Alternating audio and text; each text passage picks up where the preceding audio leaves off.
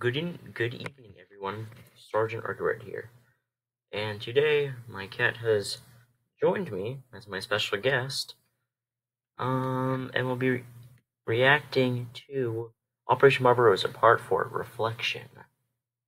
Yeah, Eclipse will also be reacting. Apparently, he just decided to come over and sit on me right before I was gonna record a video, but that's fine.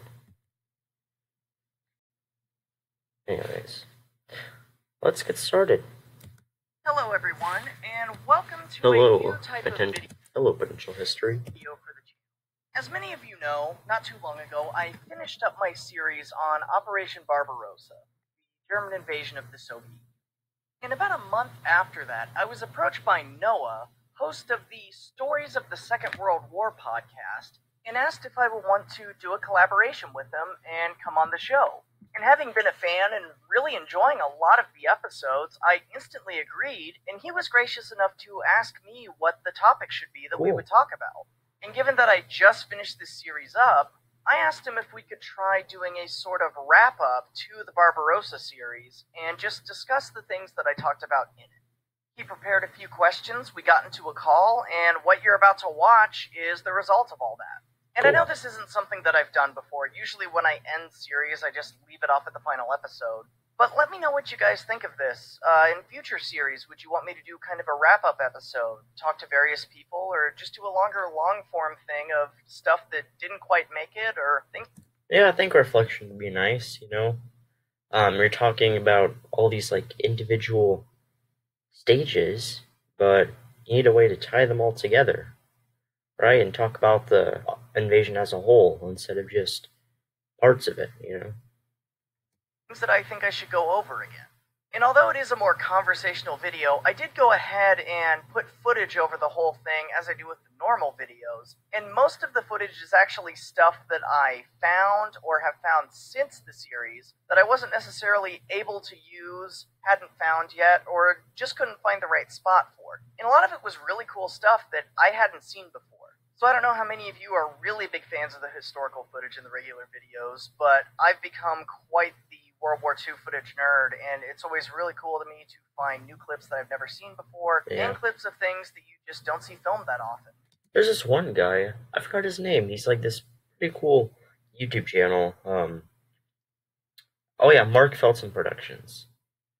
A lot of the times I just like, watching the, I think it's Mark Felton Productions, I don't know for sure, I think so.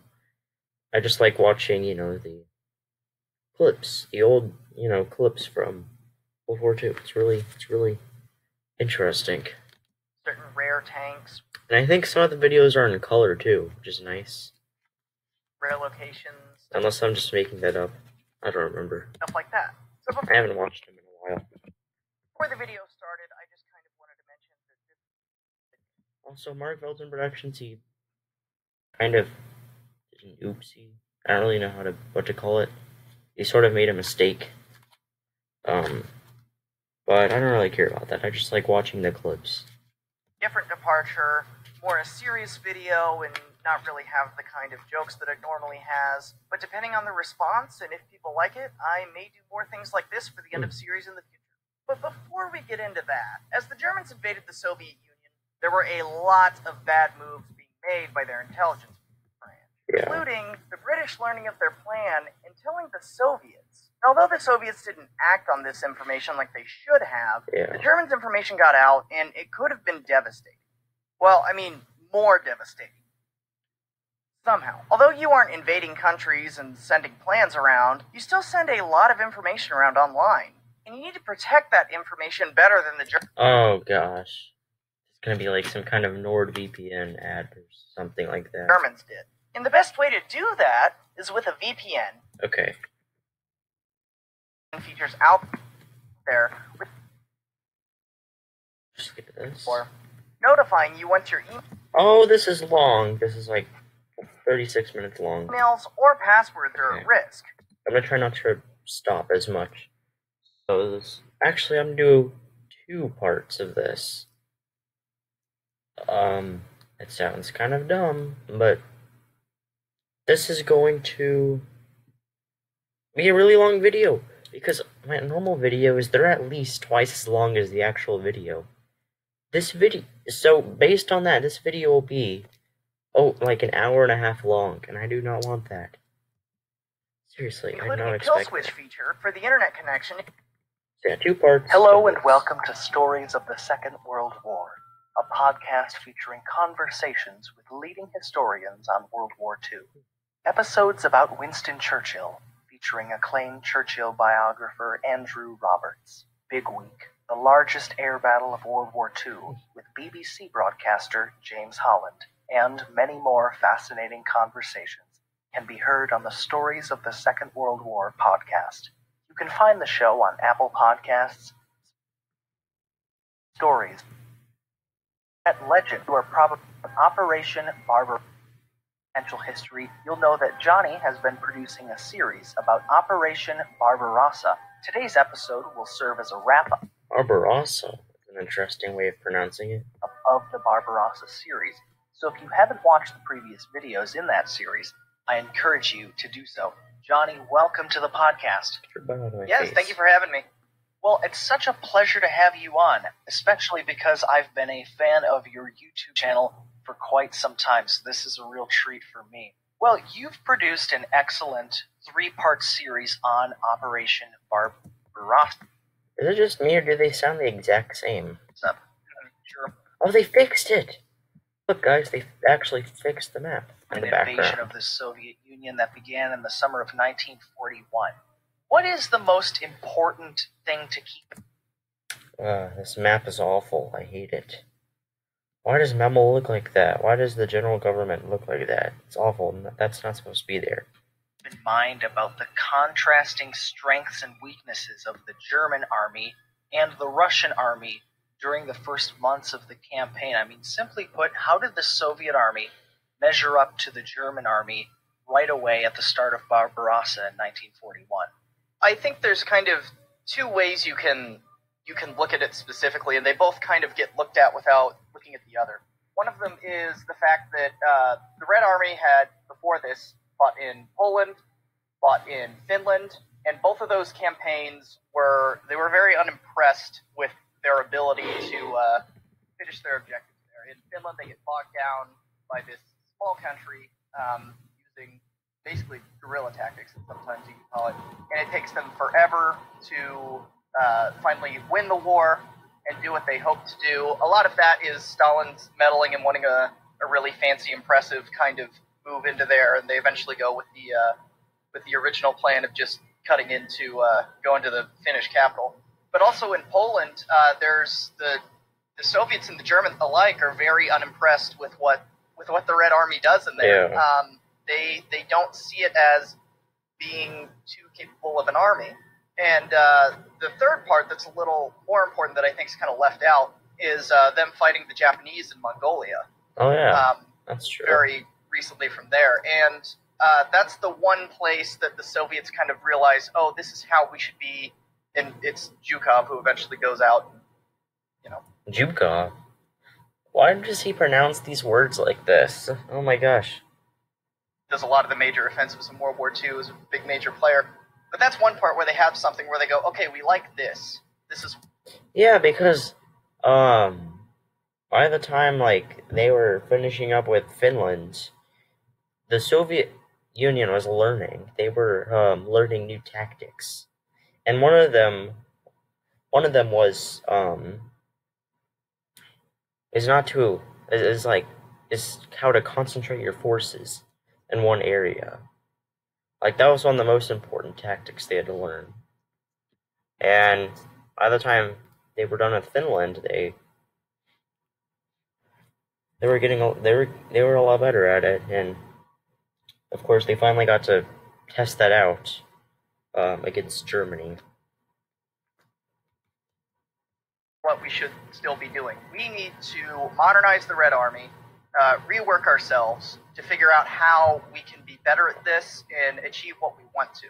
And the Germans come in right in the middle of that transition. Yeah. So they're transitioning vehicles. They're moving away from the BTs and T-26s and trying to rearm with T-34s, KVs, all the really scary tanks that are kind of overly talked up by the Germans. But those are very rare. They don't have a lot of them there yet. And they're also trying to just modernize their tactics, work on combined arms better. That's something they really failed at in Finland. And so right in the middle of working on all of this, the Germans hit them. And it's kind of this chaotic moment for the Red Army going, I never really thought of it that way, but that makes a lot of sense. Okay, we're in the middle of transition. The Germans keep encircling us. They keep pushing us back. And it's only really once you see the Germans start to stop and sort of lag behind with the southern turn and things like that, that the Soviets are able to really reconstitute themselves and are able to be much more of a cohesive defense that bogs down the Germans more and more as they get to Moscow. So that's one end. The Soviets are obviously not happy with. And I guess it does kind of make sense. Every time the Germans attack, the Soviets learn more and more and more after each defeat. The Red Army at the time, and they're trying to rework it. Yeah, just like over time, they're getting better and better and better at defense. So by the time they reach Moscow, the Soviets are a lot better at it than they were initially, when they didn't even know the Germans were coming. The other side of it is the Germans, who see the Red Army as kind of what you would see it as at that point, as something that's not very effective and needs to be worked on, but they take that one sizing up of it, and they say, oh, the Red Army's not very good, therefore we are good, and we are going to just flatten them. You know, there's not much to worry about. And it's overconfidence to this nth degree that is really incredible. Certain things like the supply officers are saying that, you know, you have this campaign planned for 15 months. We only have supplies for, 15 weeks. And then we only have supplies for 10 weeks before it's going to stop. I don't recall if those are the exact numbers off the top of my head, but something like that. And the planners just go, okay, we'll make the operation 10 weeks. And they don't change anything else to it. That's just a bit ridiculous. Okay, we're gonna come up with this 15-week-long offensive into the Soviet Union. But sir, we only have enough for 10 weeks. Okay, we'll make it a 10-week offensive with the exact same stuff. Wow, that is very, very smart. Wow.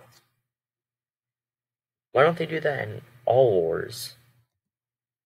They just say, oh, we'll just go faster. And so they move some of the dates up, but they don't change anything that you would really need to. They don't change their objectives. They don't anything like that. The Germans are utterly convinced that they're going to walk in, destroy the Red Army within the first couple hundred kilometers, and they think really by the time they take Minsk and Smolensk, there's not going to be anything left. Really? And so after that, they don't really need to plan. It's going to be kind of this walking conquest because the Red Army is going to be destroyed and the Soviet Union will have fallen apart. And even as the operation begins, and as later on into September, November, they're seeing things not going their way, and they're very much past their deadline for when they were supposed to be done and demobilize and send the workers back to their factories. They really don't have a huge change of heart as to we should be doing something else. They're grinding their divisions down to nothing. They are in desperate need of replacements. They've lost a lot of tanks, and the order is still go. The order is still keep moving forward. Hey, you have stop. commanders on the ground going, I can try to move forward, but I don't know how successful this is going to be. I'm really fighting attrition here. And the people, you know, back in the planning room are going, well, you need to go forward. That's part of the plan. You need to keep doing it. And it's really this, the basis for their idea in the beginning, you could say is somewhat sound, or how unimpressive the Red Army has been. But once they start seeing the reality of this isn't going to be as much of a steamroll as we thought it was, this is actually becoming problematic. And they're not even touching you. Leave me alone. What they're planning to do. And they just continue on and on. And the Soviets at the beginning, not very happy with themselves, really kind of changing up. But the Germans, aware of this, very overconfident still, for people that they think will not be difficult to knock over. So it all kind of stems from that poor Red Army performance in the previous two campaigns. They both kind of have different conclusions they draw from it. The Soviets going, we need to get better, and then suddenly when the Germans invade, going, oh, we need to get better now, and really kick it into high gear. And the Germans going, oh, these guys are terrible. And then once they're seeing evidence of them actually fighting back and putting together a good defense and things like that, they still have that assumption in their head that they can't get rid of. And it even goes further on into 1942 during Operation Blue. They're thinking like, oh well, this will just be, we almost killed them last time. This will just be the death blow. It won't be that difficult. And then, I mean, Operation Blue ends catastrophically. Well, that sort of is what happened. Wait. I think he sort of got that wrong. Well, this is what really happened. First of all, Can you leave me alone? Ow! Jesus Christ! I'm not even doing anything to you. I'm just talking. Okay, he just ran away. Jeez. Okay, I'm bleeding. Thank you, cat. You're annoying. Okay. Germany learned from Operation. Oh yeah. Okay. Germany would have actually done a lot better, like as predicted, if Haldor hadn't have interfered the way that he did. Because they're supposed to increase the strength of Army Group South and, have that as the main focus. But Haldor sort of manipulated that and made Army Group Center the main focus, because he wanted to take Moscow, while Hitler wanted to take the Caucasus since it had all the resources. Like oil, But Germany was actually planning for like a pretty. Okay, he just walked out of my room. That's very. I'm gonna close the door.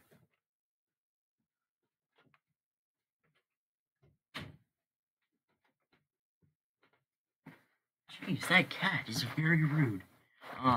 Germany was planning for this, for the Soviets to actually stand and, fight and, sort of hold their ground.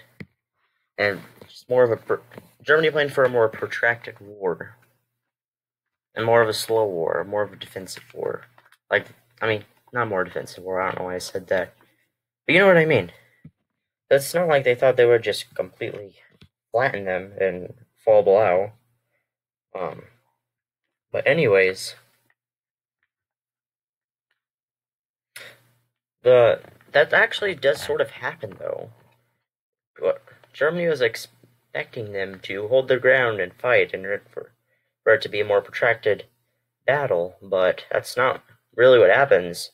The Germans strike, and the Soviet soldiers, they just completely flee. Like, they just,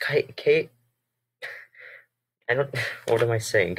They are chaotically fleeing, and the Germans can't catch them. They can't really encircle them or anything. That's another reason why Fall of Lao didn't do very good.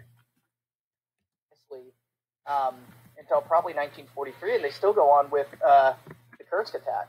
So it's something that when reading firsthand accounts and seeing the generals say things like, wow, the Soviets are a lot more, they're a lot harder fighters than we thought they were, but then turning around and making decisions that seem to fly in the face of that, it's very odd. Well, certainly, and I was going to ask you about this. You mentioned... So what is he saying? That a lot harder fighters than we thought they were, but then turning around and making decisions that seem to fly in the face of that, it's very odd. Well, it wasn't really odd. It was, we need to do this, or we're going to lose the war. Basically, okay, think about it from the 1942 standpoint. Either we try to take the Caucasus, and we have a small chance of winning, or we do nothing, and we lose no matter what. That's the perspective of Germany right now. They know the Soviets are more powerful, that's why they plan that way. That the Soviets are more powerful than they thought. But, they saw an opportunity, and they tried to take it, so that they didn't lose the war. And Kursk, I guess it was similar, except they were gonna lose no matter what. Like Germany, most it was pretty obvious that Germany was on the back foot and they were going to lose. Like no matter what Germany did in 1943, they would have lost. I don't care. No matter what they did, they would have lost World War II. Um, even if they won at Kursk, they still probably would have lost. So I guess Germany just wanted to go down with a fight in Kursk, rather than just die.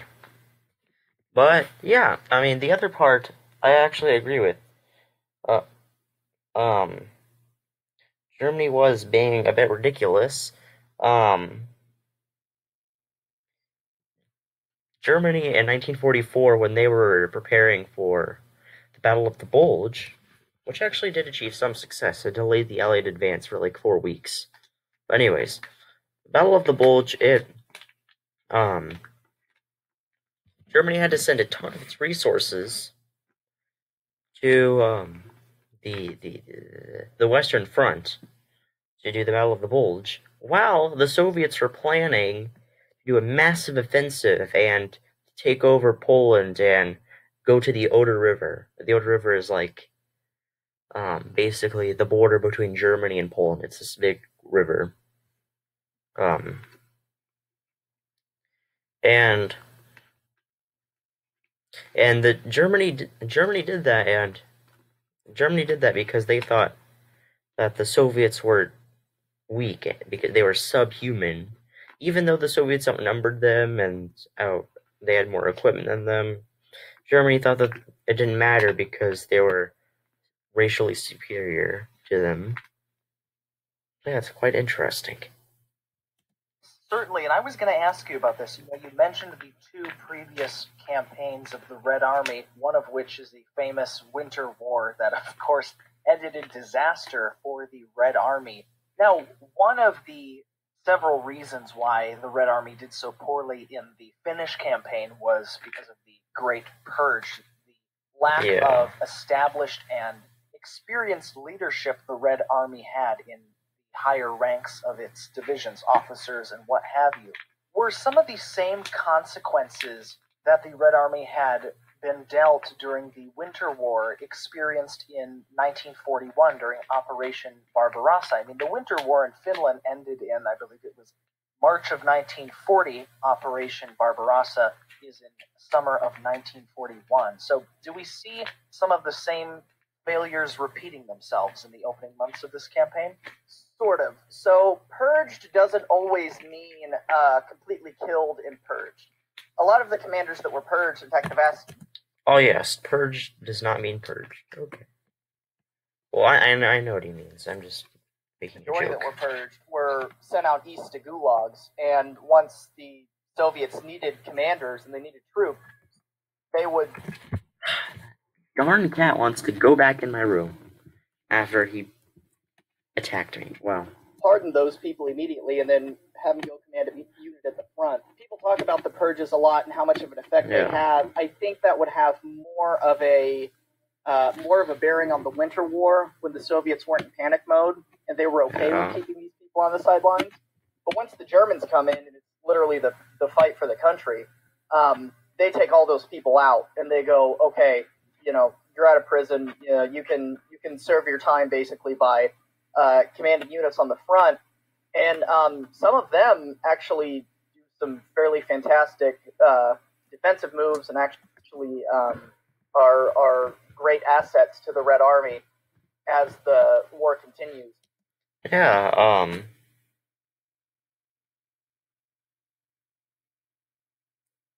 What was I going to say? Are fairly fantastic at the front, and you can... Oh yeah, I watched this great video by Tick. He basically dives into the same sort of thing. It's very interesting. The biggest problem that the Soviets had was they didn't quite understand how to stop a German offensive, how to stop a Bewegungskrieg offensive. And what you need to do there is you don't want to have all your troops at the front because they'll just break through and get encircled. What you need is to have defenses in depth where you can wear down the pincers and you can possibly slow the encirclement or counterattack it as soon as it's encircled. And that's something they don't really understand terribly well until 1943 during the Battle of Kursk, where they have excellent defenses in depth and they completely just halt the offensive moves there. So that was something that took them a second to learn, but I don't think anybody who was taken out by the purges would necessarily have immediately known that. That was something that the Red Army as a whole kind of had to figure out. People all the time criticize Stalin for not putting more troops right against the German-Soviet border when he was getting warnings. And, people even like Zhukov were saying we need more troops at the border. That wouldn't have necessarily... He didn't say no because he knew they would get encircled and that's not the way you defend. He said no because he's worried about provoking the Germans. But he made a decision that was correct, even if it was for the wrong reasons, in that you don't want a bunch of people against the German border, because when the Germans come across, they're just going to encircle those people and move on. You need depth defenses to... Wow, I had not realized that. So even if the Soviets did put more troops on the border, they would have just gotten encircled, and the Germans would have actually done more damage than they did in real life. So Stalin was so stupid that it, looped back around to where he made a smart decision. I mean, I'm not sure how that works, but I just think that's funny. And it's crazy. It's mind-boggling. I haven't realized that. It's obvious. It's an obvious thing, but it's not really something I just think about. Blunt it and then counterattack. And so that was kind of the biggest lesson they had to learn, and that's what really took them a while in 1941 and they kept suffering from. Okay, gotcha. What were the initial moments of Operation Barbarossa like for the Germans? Were there any difficulties they encountered right away with their invasion, or did they think it was going to be smooth sailing? They're very impressed by the beginning of it. The thing that I think is most interesting, though, is the number of casualties that you see.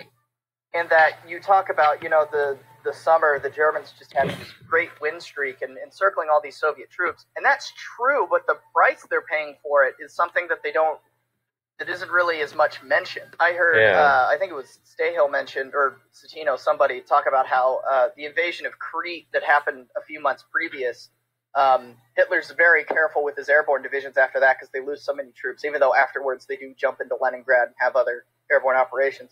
He's very careful with not doing an airborne-only operation anymore because he felt the losses were too bad. But then once he invades the Soviet Union, he's losing, orders of magnitude more than that in troops every month. So, you could say bigger risk, bigger reward type thing. Well, yeah. But at the same time, they don't have the same resources that the Soviet Union has. But the Germans are losing a lot of men. The Wehrmacht that marches in to Russia in June is very much not the same one that's there in November, December. A lot of guys were lost, a lot of tanks were lost, a lot of people had to be rotated out. The attrition on the German side is pretty astounding, and it's not always something that's mentioned. So, yeah. But even with all that attrition, it just amazes me how much land they took. Beginning, they were very happy with what they were doing. They were still losing a lot of troops. It's only later, around September, once you have them kind of taking a step back and going, oh, we have a few problems we need to fix. What stakes did the Germans make in Operation Barbarossa? Launching Operation Barbarossa? I mean, historically, many attempts at an invasion of Russia have ended in disaster, not least of these Napoleon. So the Germans must have certainly put a lot on the line to hope to win this campaign. Yeah, and there's two kind of things there's one thing that they do and one thing that they assume that they think will make it better. The first thing that they do is they don't repeat Napoleon's mistake of just marching in with one column straight to Moscow. They figured that'd be an easy way to get cut off and just encircled and have the whole thing be lost. The initial plan had 2 prongs of invasion. That was later changed to 3. Army group north, center, south. Really? It had 2 originally. I did not know that. Leningrad, Moscow, Kiev, roughly. And so the idea is we're moving on this huge axis to where we won't get cut off. There won't be a catastrophic problem. If anything, we'll get stopped and then resume. But the reason they don't think they'll get stopped and have to resume is that they're looking at the Soviet Union, and they literally, Hitler uses the words a rotting structure, think that it cannot survive any amount of trials and tribulations, that people will simply revolt against the regime or the regime will collapse. It has a lot to do with their very racist worldview of it being a Judeo-Bolshevik bastion that just doesn't have the ability to fight and the ability to keep up with the Germans. You know, they'll fight harder, they'll fight better, and these people just simply genetically aren't able to hack it, is what they're thinking. And so they think that because of this regime, and because of all these people that don't like Stalin, and because communism is this flawed concept, just simply kicking in the door, the whole rotten structure will fall in, like the famous quote says. So they don't think that the Soviets will really be able to hack it in a way. And they're almost kind of, to a certain way, proven right when they move into places like the Ukraine, and they're welcomed as liberators from Stalin. Yeah. You know, they see, and in like the Baltic areas, you know, all these people are happy to see the Germans come in because they're making the Russians leave.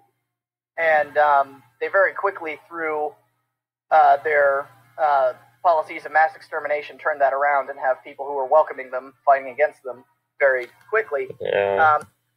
It's interesting to see what would have happened if Germany just waited to implement its, like, racist things. Like, if it just waited to, like, if it waited after the war to kill so many undesirables. Like, that would have been interesting. Because first of all, they would have probably kept a lot more land because they're not seen as evil by the Allies. And second of all, there's not as much resistance to them. And third of all, they just don't get as much of a bad reputation. But yeah, it would have been a lot smarter for them to just wait after the war to implement their policies, assuming they won. Because obviously they can't do it afterwards. But it's mostly that. They just think the Soviet Union doesn't have the ability to hold on and fight back like they should. They just think it's going to collapse, and they're utterly convinced of this. Now, when talking about the individual Soviet soldier over the whole world, soldier. Wait, what? Is he asking another question? Now, when talking about the individual Soviet... Okay, anyways. That's enough for today. We did about 20 minutes. I bet this video is going to be like 40 minutes long. Oh my gosh, 40 minutes long. I don't know. That is crazy. Anyways. Thank you all for watching. If you want to see more of this, just, like and subscribe. Tell me what to react to next. I read every comment. So, yeah. Oh. Just in time. Anyways. Goodbye.